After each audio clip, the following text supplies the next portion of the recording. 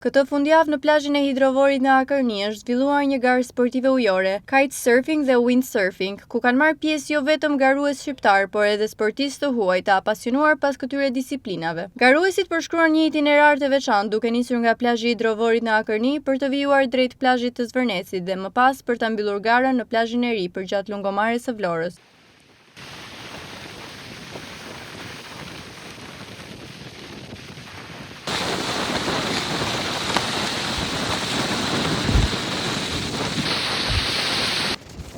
Sipas pjesëmarrësve, kitesurfing dhe windsurfing janë sporte mjaft tërheqës, të cilat kërkojnë përgatitje, disiplinë dhe mbi të gjitha mësimin e tyre në drejtimin e instruktorëve të specializuar. Ata shprehen se emocionet që ofrojnë era, deti dhe adrenalina i bëjnë këto sporte gjithnjë më të preferuar nga të rinjtë e turistët. Atëherë un kam 10 vjet që e ushtroj këtë sport. Pasioni është sepse un kam shumë qejf detin, erën, natyrën. Kështu që kjo ishte shkaku që e fillova këtë sport. Windsurf. Këto djemë tjerë bën kitesurf, që është me këto balonat, ne bëjmë windsurf, që është me vele dhe me surf në det. Po, është përshtatshëm, ky vend ka shumë erë dhe ne prandaj vim këtu, po mos ketë erë, mund të ketë dallë ndonjëherë dhe mund të bëhet dhe surf, po kryesisht ka erë dhe ne prandaj vim këtu. Këtu dhe në Porto Romano, do pak stërvitje, do pak përkushtim, edhe era nuk pyet nëse do pak kohë të lirë, kjo është ideja.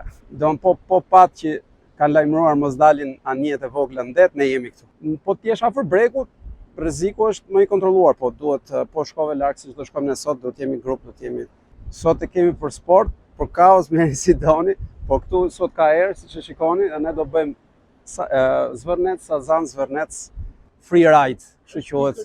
Po ne me këtë tregojmë që duhet me mbajt natyrën kështu siç është. Ne pëlqejmë këtë lloj natyre të virgjër, erën, detin, po patjetër. Duhet nëse do ketë investime, mirë është të ruhet kjo lloj gjë.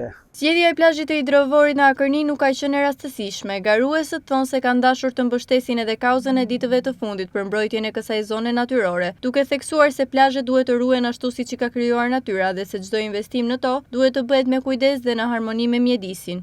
Po, unë jam Iliran Tasellari më quajnë, jam nga Pogradeci. Është kënaqësi që ndjedhem në det, vi nga liçeni në det. Po ky është një sport që ka një jetë të re, domethënë që ka lindur, është i konsiderohet i ri si sport, por ka një prapje shumë të madhe. Quhet kitesurf dhe ne jemi pikërisht për të promovuar këtë lloj sporti dhe në këto vende tona kaq të bukura. Në këto kohë kur kjo zonë Zvërneci nominohet probleme politike të gjitha, ne duhet të japim një mesazh tjetër që edhe sporti është ambasadori më i mirë me këto raste. Mesazhin e shpreh vetë duke i ruajtur këto vende, duke nuk kemi kundra zhvillimit të zhvillohen, por të zhvillohen në mënyra të kontrolluara, transparente, që të jenë të aksesueshme nga të gjithë, të jenë në dobi të gjithëve, sepse çdo njeri duhet ta gjejë vendin e vet në këtë vend. Kjo është ide. Normal, kanë thënë afër detit, afër mbretit, por edhe liçeni është afër princit. Edhe liçeni është shumë i këndshëm, i bukur, por deti është det. Shiko, ne e gjejmë vendin kudo që ka erë. Ne jemi në ndjekje të erës, se ky është sporti, atje ku ka erë ushtrohet ky sport, por dhe këtu është një perlë, është një vend spektakolar. Është ajo që thash, që duhet zhvilluar në mënyrë më të mirë, domethënë. Po them në mënyrë më të mirë, ajo sikurse bota e ka zhvilluar këto vende të tilla. Tham që ne jemi në ndjekje të erës, por duke studiuar që era ndodhet në këtë lokalitet është në intensitetin më të mirë, ne tham ta shfrytëzojmë për këtë lidhje të këtij bregut me ishullin e bukur të Sazanit. Normal të thash ajo që mesazhi është që ky vend le të nominohet edhe le të shikohet edhe në këtë sens, domethënë në sensin e sportit, në sensin pozitiv të gjës.